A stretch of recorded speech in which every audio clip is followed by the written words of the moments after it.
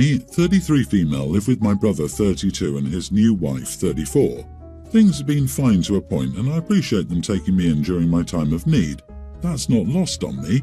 I recognise they didn't have to help me and I'm incredibly thankful that they've done that. But my sister-in-law has baby fever and she's talking about trying to get pregnant. First of all, I know my brother had the snip after his divorce from his first wife. He would have to have the procedure reversed and his insurance won't cover it, and to be frank, they can't afford that. Part of why they allowed me to move in is because they're in financial trouble and I'm contributing quite a lot of money to bills right now. I cover probably 2/3 of all the bills because my sister-in-law doesn't work and my brother pays an ungodly amount of child support to his ex-wife, so the financial issues can go ahead and be another point in the situation. My sister-in-law also can barely take care of herself. She sleeps most of the day, she doesn't clean, cook or take care of the child she already has. Her daughter is young grammar school age and she doesn't even interact with her unless she has to. That is a totally separate issue. I've become a live-in maid and nanny while working 45 or more hours a week. My sister-in-law lost custody of her other child about 2 years ago.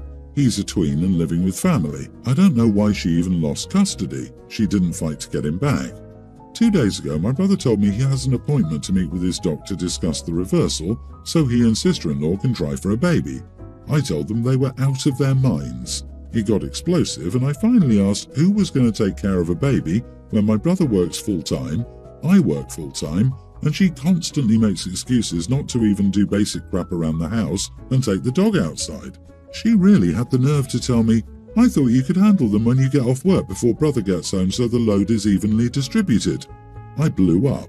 I told her I wasn't going to be a parent to another one of her kids and that if they really do this, then I'm totally done and they're on their own. I told my brother I'd always love him and help him if he needed me, but that I would never talk to sister-in-law and make sure the rest of the family disowns her too. I was probably the idiot for saying that the way I did. She started crying and locked herself in the bedroom. My brother is threatening to kick me out, and again, I might be the idiot for this. I told him he couldn't afford to kick me out, and he couldn't afford a replacement maid or nanny like I've been. I told our mom about what happened, and she thinks I'm right and is now mad at my brother. Our dad, however, said I was the idiot because it isn't my place to say anything about my brother's decisions. So, am I the idiot? Edit, I moved in over a year ago when I was down on my luck and unemployed. The conditions for me moving in were that I helped around the house until I was back on my feet.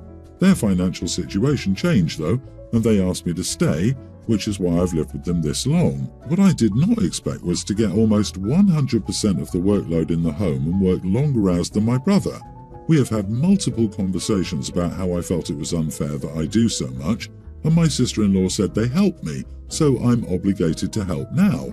Had I known this would be thrown in my face, I would rather have been homeless. So many red flags. Lenin just woke up. I was fully prepared to go into this to say you were the idiot, but after reading it, not the idiot. Your dad is right, it shouldn't be your business, but they made it that way because they're including you in their childcare plans. If she wants another child so bad, why not work at getting the child she already has and lost custody of back? Also, you need to be calling CPS for your little niece. The thing is, she doesn't want a child, she wants a baby. Seriously, I despise men and women who love babies because they're like living dolls to dress up. But once they speak and show agency, the parents stop wanting to do the job of parenting or become abusive to keep the kids under their thumb. OP did the right thing in making it very clear she ain't going to be there to save them when sister-in-law inevitably screws up. You need to get out of this living situation and detangle yourself from them. Before your brother can kick you out, find yourself a tiny apartment so you can watch the inevitable disasters from a safe distance. OP, get out now. You're already paying and working far too much for this household and enabling a lazy parent. Without you, their dumb marriage will hopefully implode before he gets his vasectomy reversed. Myself, 29 male, and my wife, 27, our toddler and my parents, 59 male and 54 female, were scheduled to go on a big international family vacation for the upcoming long weekend, and I pulled the plug this morning. We were going to travel to stay in my parents' timeshare, a beautiful 2-bedroom beachfront house. The house features 2 bedrooms, 1 big room with a king bed and a smaller room with 2 queen beds. Both rooms have their own private bathroom and shower area, as well as their own TV. My parents usually take the big room, which of course they would. It's their timeshare, they pay for it and deserve to choose their room. The problem is, our toddler recently decided that he would refuse to sleep in his travel crib. He only feels safe in an unfamiliar place if he sleeps with us in the same bed, which we really enjoy when we're in a king-size bed. However, anything smaller than that, my wife and I are miserable and don't sleep at all because of his tossing and turning. Given the above, I asked my parents if they would be okay swapping rooms with us just for this trip, a message that they ignored for 5 days until this morning, when my dad said he would try to see if he could somehow get a bigger bed in the smaller room, but that no, he needed to stay in the big room and he hoped I understood. That's the extent of his reasoning. I received his text reply just as I was preparing to make a 6-hour trip to my nearest passport office to get an emergency passport as I'd recently lost mine. On top of that, our flight just got moved from 11 a.m. to 8 a.m., meaning we'd have to arrive at the airport no later than 5 a.m. and wake up to our toddler at 4 a.m. to make it on time. I was willing to deal with all this until I realized we would likely have to tough it out in a queen bed the entire trip and not get any sleep. After that, the vacation just didn't seem doable for us. So I pulled the plug and politely told my parents that we would have to cancel on them. I'm honestly very surprised my dad was unwilling to make a simple concession for his son and grandson, but I'm open to the fact that I may be in the wrong here. It just didn't seem like a huge deal to me. So, am I the idiot? You are the idiot. It's their timeshare that they're paying for. You're just along for the ride. You said there were 2 beds in the room you'd be using. You could have taken turns with your wife, switching off nights when one of you slept in bed with the kid. Instead, you just ruined a nice family trip because of your stubbornness.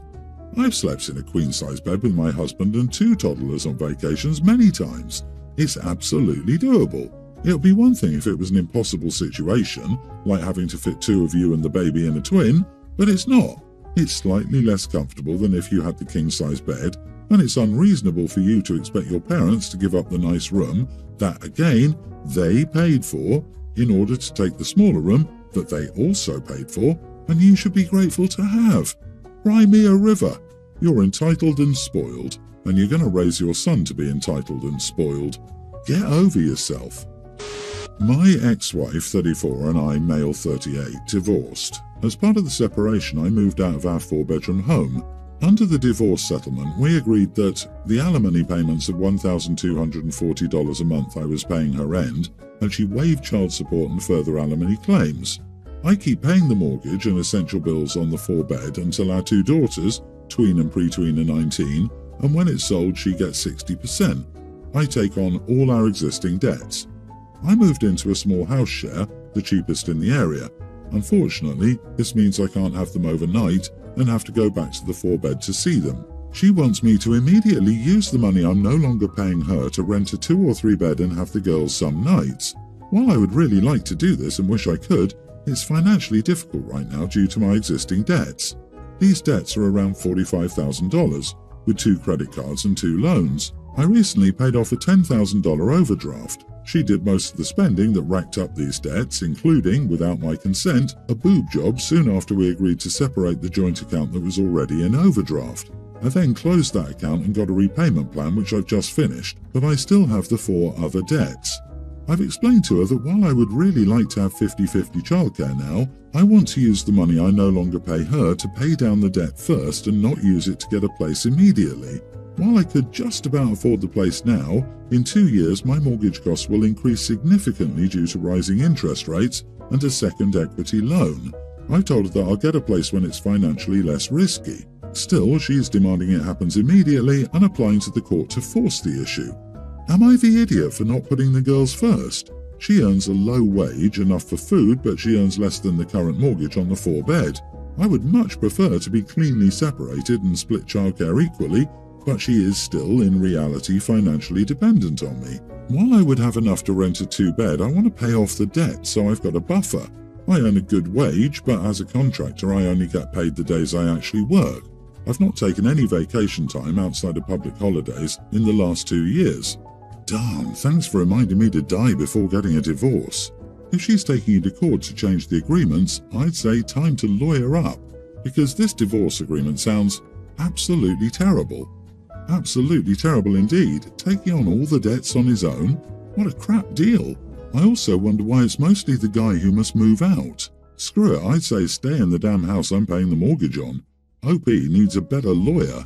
Dude, is her new boyfriend, your lawyer, the one she got a boob job for? Please get a good lawyer immediately. You should not be paying for her post-separation boob job. No lawyer in the world would have stood for that. Damn, you got hammered on this deal. Agree. It sounds like you got the short stick on every facet of this divorce. Not only do you get all the debt and mortgage payments, but you only get 40% of the equity on sale.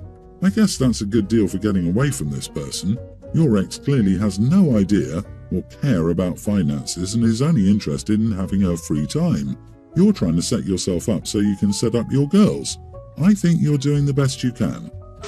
I have 2 sons who hate each other.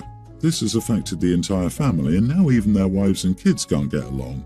My older son has a teen, Carla, who's a really sweet kid, but also a real button pusher. She knows exactly what to say to make someone upset or angry. My younger son is married to Jana, 38, so last night we invited both of our sons over for dinner. I know, bad idea, but it was our anniversary and we wanted all the family with us. About an hour after they arrived, Carla changed her seat to sit next to Jana, and this was when I knew she was going to say something to make her upset. But before I could say anything, she said something into Jana's ear, and she became so mad and stood up demanding that either I have to kick Carla out or her. I told her this was easy, showed her where the door was, and told her that I was not kicking my granddaughter out so she could leave if she wanted. She called me an idiot and left. My son and their child left with her. Am I the idiot for not kicking my granddaughter out? Edit, I didn't hear, but it was something about her weight. You are the idiot. You admitted that you knew Carla was going to say something upsetting to Jana and did nothing. You let Jana leave without finding out what Carla said, and Carla knew that you would take her side. You enjoy the strife between your sons, and since you didn't ask what was said, you obviously knew exactly what was said. I hope your son and Jana and their kids go no contact with you. Yeah, I think I learned why they hate each other. Favoritism and golden child. Does anyone else find it weird that OP refers to Carla as daughter and granddaughter, but her literal other grandchild, Jana's and their son's child, as a child? Like, not even my grandchild or my grandson granddaughter, just my son and their child. Like, but Carla is a sweet kid. Jeez. Yes, Carla's a sweet kid because OP has the grandparent filters on. Carla can do no wrong, even when she's actually in the wrong, then it's actually not her fault, and the other person is to blame. Please stop being this person, OP.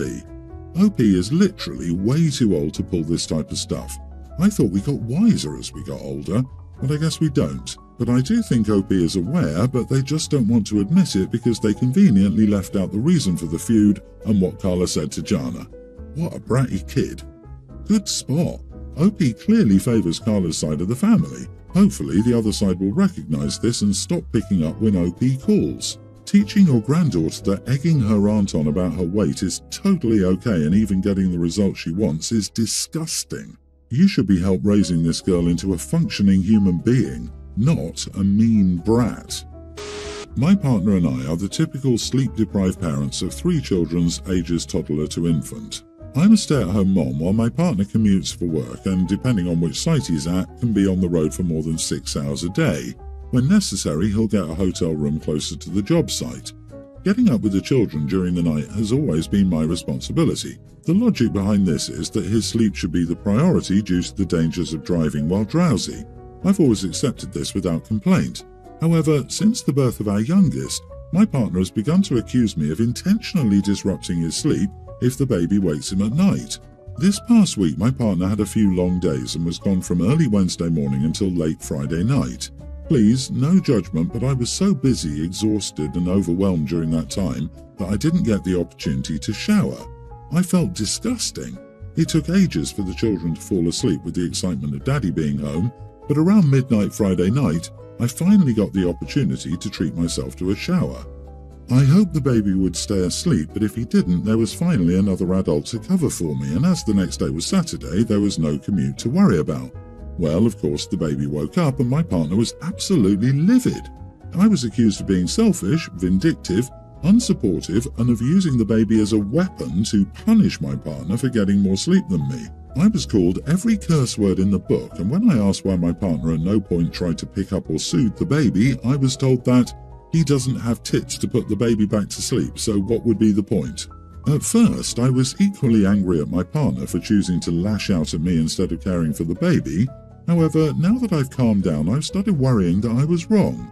While my partner's accusations were wildly off base, I may have been an idiot to just assume it would be okay for the baby to wake him, especially when the baby's nighttime care has historically been my responsibility. So, am I the idiot for assuming it would be okay to let the baby wake up my partner because I desperately needed a shower?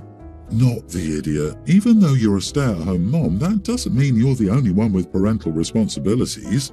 Letting your partner sleep while you care for the baby at night so he's not driving drowsy is a fine concept, but that doesn't mean he doesn't have to do anything ever at night time. And the fact that it was a night when he didn't have to drive the next day is the icing on the cake.